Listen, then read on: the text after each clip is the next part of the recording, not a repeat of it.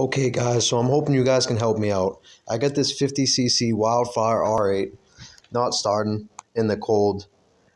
When she does start, if I drive her for a couple miles, she kick starts right up.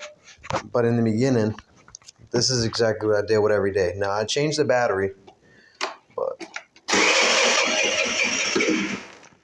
a second. Try to do this with the phone.